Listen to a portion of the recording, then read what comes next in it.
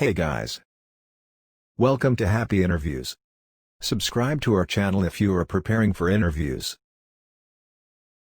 We conduct free mock interviews to boost the candidate's confidence and provide reference material to prepare well for the interview. Let's start with today's discussion. Hi guys, so welcome back to the interview questions of Python, and today we are doing a third part. So the first question today we have is slicing. So whenever you want to extract a subgroup, then you use slicing. So let's see some examples. Uh, let's say we have a list called L, and then let's give some values here.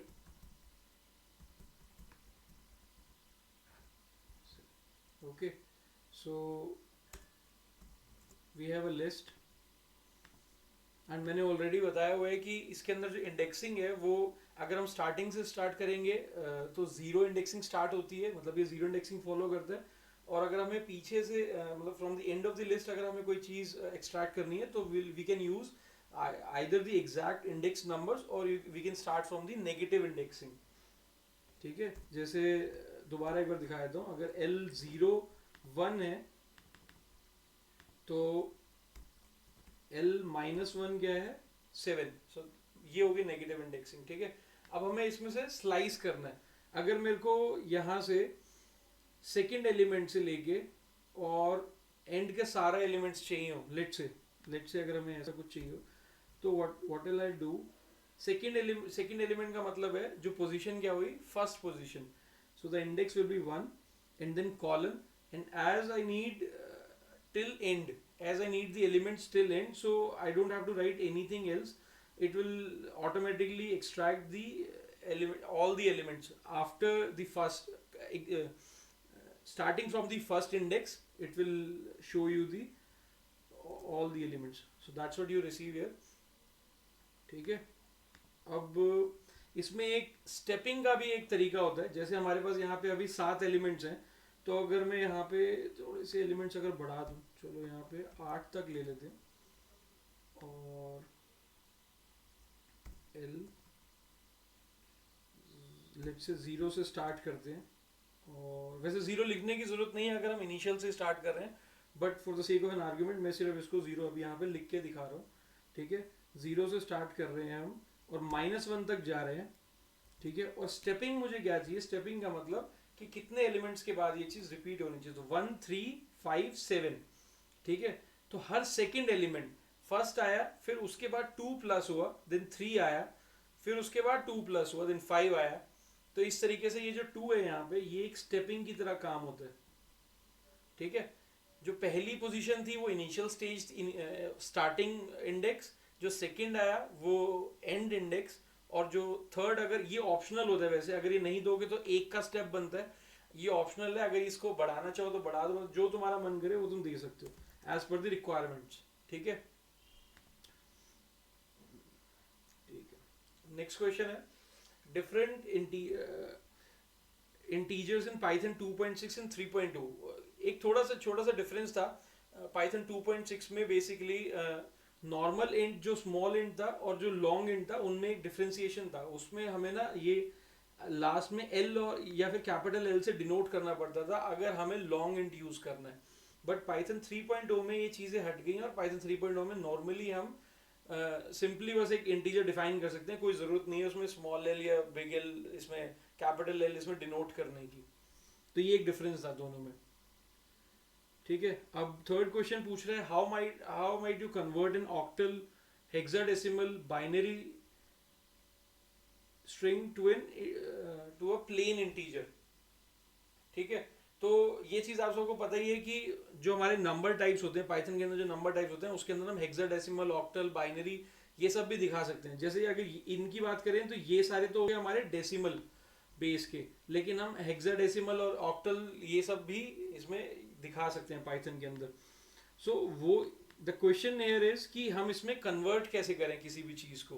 ठीक है, तो इनके basically simple example, इनके सीधे सीधे functions ही हैं जो Python के अंदर पहले से डिफाइंड है।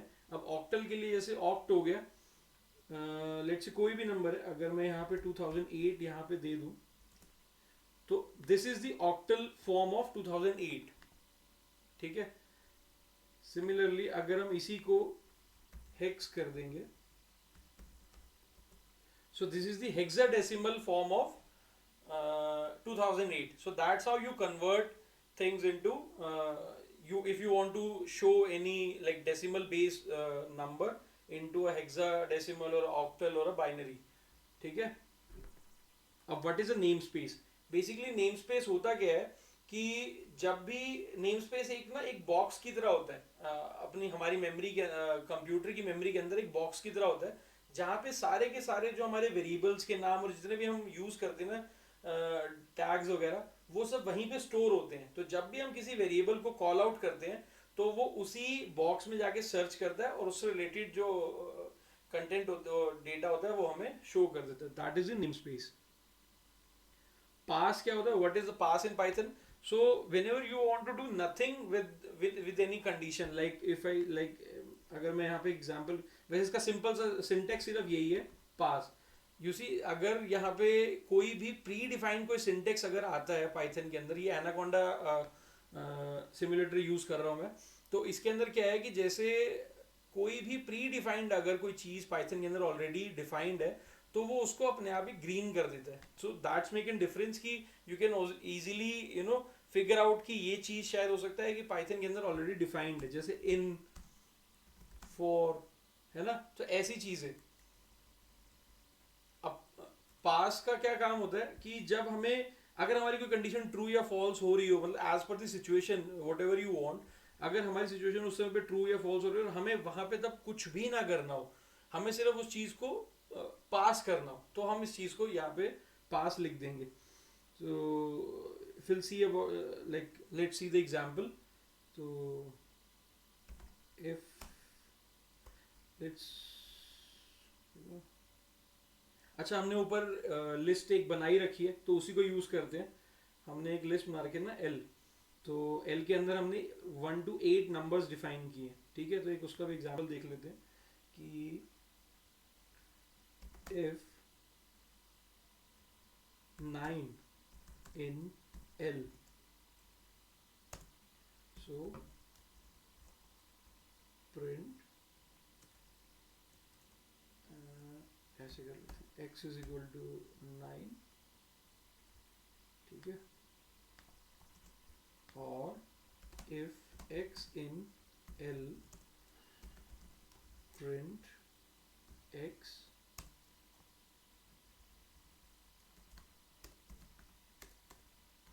else पास, ठीक है। तो यहां पे अब कोई आउटपुट नहीं आया क्योंकि 9 जो है वो 1 to 8 में नहीं था। अगर मैं यहाँ पे इसका नंबर चेंज करके 3 कर दूं तो 3 प्रिंट हो गया, ठीक है। तो पास से क्या हुआ, हमारे पास कोई, अगर मेरे को कोई भी चीज प्रिंट नहीं करानी है, मेरे को सिर्फ ये चाहिए कि अगर मेरी ट्रू सिचुएशंस हैं तो मैं उस चीज को रखूं, एल्स में पास कर दूं उस चीज को। तो इसलिए सिर्फ इस चीज का यूज होता है, ठीक है। यहाँ लिखा हुआ है pass means no operation Python statement. Now how you can convert a number to a string? Basically what we call this process is an explicit conversion, type conversion, ठीक है। अब इसका एग्जांपल देखते हैं कैसे है। जैसे अगर a equals to 12, ठीक, a को हमने डिनोट कर दिया 12, एक इंटीजर वैल्यू दे दिया हमने, ठीक है। अब मैं यहाँ पे टाइप चेक करूं अगर a का, तो इंट ऑब्वियसली, ठीक है। अब हम यहाँ पे क्या करेंगे, str, that is an function for string, तो str a and then type a। 9 minute 46 second, ठीक है। तो अब क्या हो गया, यहाँ पे हमने a को एक्सप्लिसिटली कन्वर्ट कर दिया स्ट्रिंग इसके अंदर, स्ट्रिंग के अंदर, और उसका टाइप चेंज हो गया। और अब अगर मैं a को यहाँ पे प्रिंट कराऊंगा ना तो फिर तुम्हें खुद फर्क दिख जाएगा कि अब a कैसा दिख रहा है। ये कोट्स के अंदर 12 लिखा हुआ है, that means it's a string value. Next question is how you can generate a random number in Python. तो इसके लिए हमारे पास एक एक पैकेज होता है जिसको हमें इंपोर्ट करना होता है, इंपोर्ट रैंडम, ठीक। अब इसमें दो चार फंक्शंस होते हैं, मतलब फंक्शंस तो काफी सारे होते हैं, मैं दो चार फंक्शंस दिखा देता हूँ। मतलब रैंडम नंबर बेसिकली कोई भी डिपेंड करता है तो आपकी नीड कैसी है। कभी हमें इंटीजर वैल्यू चाहिए होती है तो उसकी नीड्स अलग होती हैं, कभी हमें एक रेंज के अंदर से वैल्यू चाहिए होती है, कभी हमें एक रेंज की वैल्यू चाहिए होती है, कभी हमें फ्लोट वैल्यू चाहिए होती है। तो depending on the requirements and depending on the situations you can use the different functions defined in this random module, ठीक है। मैं अभी कुछ दो तीन फंक्शंस आपको करके दिखाता हूँ। जैसे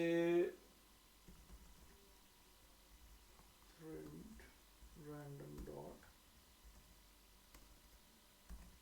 random, ठीक है।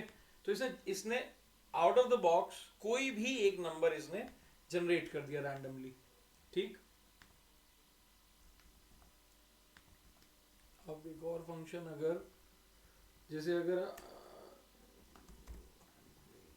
अगर मैं यहाँ पे एक रेंज दे दूं, ठीक है, तो अब ये उसके बीच में से ही एक नंबर देगा, और ये अपने आप ही कोई ना कोई एक नंबर आएगा रैंडमली। जैसे अभी 3 आ गया, 6 आ गया, फिर 6 आ गया, है ना, 3 आ गया।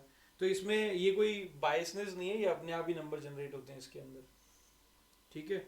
एक चीज, एक और इम्पॉर्टेंट फंक्शन जो मुझे लगता है वो मैं एक और दिखा देता हूँ।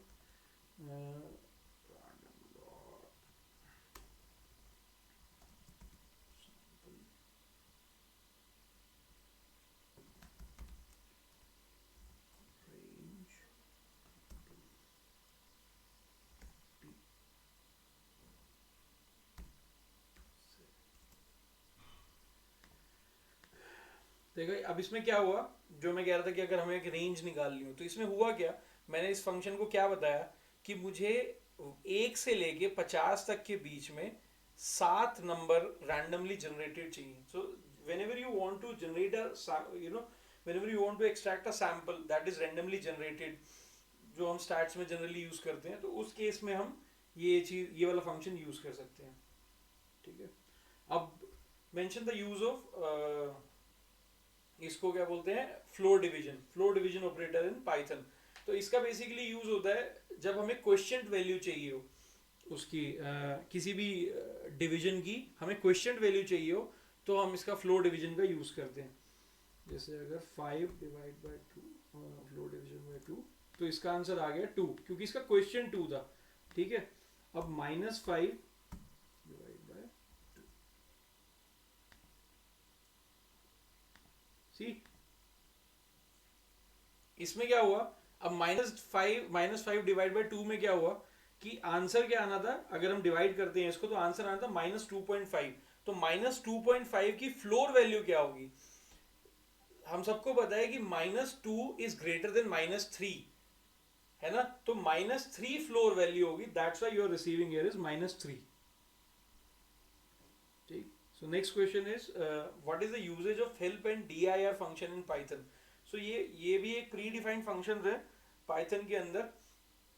जैसे अगर किसी भी फंक्शन को लेके, किसी भी प्री डिफाइंड लिटरल को लेके अगर कोई डाउट होता है, तो हम हेल्प से वो चीज पता कर सकते हैं। सिंपली हम अगर हेल्प यहाँ पे लिखेंगे, तो ये इसका ऑपरेशन स्टार्ट हो जाएगा। उसको बंद करने के लिए क्विट। अब अगर जैसे मान लो मेरे को लिस्ट के बारे में कुछ जानना है, तो ये सारा आउटपुट इसमें ऐसे आ जाएगा कि लिस्ट के अंदर कौन कौन से फंक्शंस यूज कर सकते हैं, कैसे कैसे उसको यूज कर सकते हैं, copy, pop, remove, reverse, sort, इस तरीके से, ठीक है। और dir की अगर हम बात करें, तो dir will let you know the keywords that are already, वो symbols जो पहले से defined है पाइथन के अंदर, जिसको हम यूज अगर करना चाहें तो कर सकते हैं, ठीक। काफी बड़ी लिस्ट है। So how to import modules in Python. Python के अंदर मॉड्यूल्स बेसिकली क्या होते हैं, ये मैंने पिछले पार्ट में बताया भी था कि मॉड्यूल्स बेसिकली होते क्या है कि एक प्री डिफाइंड पाइथन फाइल्स ही होती हैं जिनके फंक्शंस को हम इंपोर्ट करते हैं अपने करंट फाइल्स के अंदर, ताकि हमें वो फंक्शंस बार बार ना लिखने पड़े और सिंपली हम उनके फीचर्स को यूटिलाइज कर सकें। So that's what we call modules. अब उनको इंपोर्ट कैसे करते हैं? उनको इंपोर्ट करने के 2-3 तरीके हैं, मतलब सिंपल सिंपल से। अब जैसे इंपोर्ट numpy, ठीक है। पहला तरीका तो ये होगा कि मैंने numpy मॉड्यूल को इंपोर्ट कर दिया। ये काफी बड़ा मॉड्यूल, थोड़ा सा बड़ा मॉड्यूल है, इसलिए थोड़ा टाइम ज्यादा लेता है, ठीक है। एक तरीका होता है एलियास बना के इंपोर्ट करना। जैसे बार अब अगर मैंने यहाँ पे numpy इंपोर्ट कर दिया है, तो मेरे को जब भी numpy यूज करना होगा तो मेरे को बार बार इसका ये पूरा नाम लिखना पड़ेगा। अगर मैं यूं लिख दूंगा इंपोर्ट numpy एज np, तो अब लेटर और मैं जब भी कोई चीज यूज करूंगा numpy की, तो मैं np से रेफर कर सकता हूँ उस चीज को, ठीक है। और एक और तरीका होता है जब हमें कोई स्पेसिफिक कोई चीज यूज करनी हो, जैसे फ्रॉम numpy या फिर फ्रॉम मैथ इंपोर्ट पावर, ठीक है। तो ये पावर फंक्शन मैथ्स के अंदर होता ही है ऑलरेडी, और इसको हम ऐसे इंपोर्ट कर सकते हैं कि जब हमें पूरी फंक्शनैलिटी ना चाहिए उस मॉड्यूल की, हमें पर्टिकुलर एक ही फीचर चाहिए हो, तो हम सीधा सीधा इसको ऐसे भी इंपोर्ट कर सकते हैं, ठीक है। How can the ternary operator be used in Python? Ternary operator ये ना इफ स्टेटमेंट में, कंडीशनल स्टेटमेंट में यूज होता है। मैं इसका एग्जांपल करके दिखाता हूँ कि इसमें होता क्या है। लेट्स से मैं यहाँ पे एक वैल्यू दे देता हूँ x इज इक्वल टू 3, ठीक है। और अब इस पे ना एक इफ एल्स कंडीशन लगा देते हैं, वो सेम लाइन पे एक चीज चलेगी, देखना।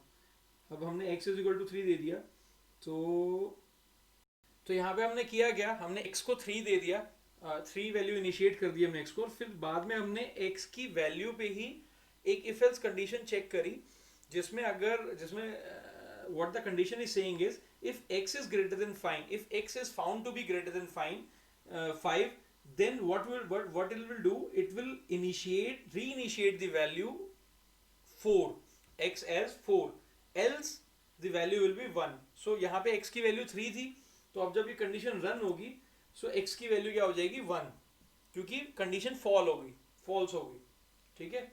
अब नेक्स्ट क्वेश्चन क्या है, how do you define scope in Python? So basically आप जैसे C++ में या जावा में हम क्या करते थे, हम कर्ली ब्रेसेस से स्कोप को डिफाइन करते थे कि ये फॉर लूप की बॉडी है, या फिर ये क्लास की बॉडी है, या फिर या फिर किसी भी फंक्शन की बॉडी है, तो हम उस तरीके से डिफाइन करते थे। बट पाइथन के अंदर क्या है, पाइथन के अंदर इंडेंटेशन चलती है, जैसे फॉर i in range 10, देखा। अब जब मैंने जैसे एंटर प्रेस किया, तो जो कर्सर है वो ऑब्वियसली एक स्पेसेस के बाद आया, तो ये इसकी बॉडी डिफाइन करती है, ये इसका स्कोप डिफाइन करता है। अगर मैं इसके बाहर कोई चीज लिख दूंगा तो वो उसको कंसीडर ही नहीं करेगा, ठीक है। ये एरर आया ना, अगर मैं यहाँ पे यहाँ पे अगर मैं प्रिंट आई करूंगा तो वो एरर आएगा, एक्सपेक्टेड एंड इंटेंडेड ब्लॉक, ठीक है। तो ये इसके स्कोप से बाहर आ गया, सी, ठीक है। अब इस Python is case sensitive? Yes, the answer is yes, the Python is case sensitive. मैंने बताया था कि अगर पाइथन को कुछ प्री डिफाइंड चीजें उसके अंदर मिलती हैं तो उसको ग्रीन कलर में कन्वर्ट कर देता है, जैसे 4 और इन, ठीक है। अगर मैं यहीं पे 4 को कैप्स में कर दूं तो वो इसको पहचानने से मना कर देगा, ठीक है। What are local variables and global variables in Python? So local variables, global variables वही होते हैं जो फंक्शन के बाहर डिफाइन होते हैं, उनको हम फंक्शंस के अंदर भी यूज कर सकते हैं और बाहर भी। लेकिन जो लोकल वेरिएबल्स होते हैं उनको हम फंक्शंस के अंदर ही डिफाइन करते हैं, और अनटिल अनलेस हमने उस फंक्शन को, उस वैल्यूज को रिटर्न ना किया हो फंक्शन के बाहर, तो हम उन वैल्यूज को यूज नहीं कर सकते थ्रू किसी और फंक्शन के अंदर, उस प्रोग्राम के अंदर, ठीक है। सो दैट वाज इट, आज का session part 3 for interview questions of Python. Okay, do subscribe the channel, and if you want to give a mock interview, or you want to check like where you stand right now, you can just fill in the details given in the description. There is a Google form is attached in the description. You can just fill in the details, and then we'll contact you and we can schedule an interview, so that you can also know where actually you're lacking. And okay, thank you.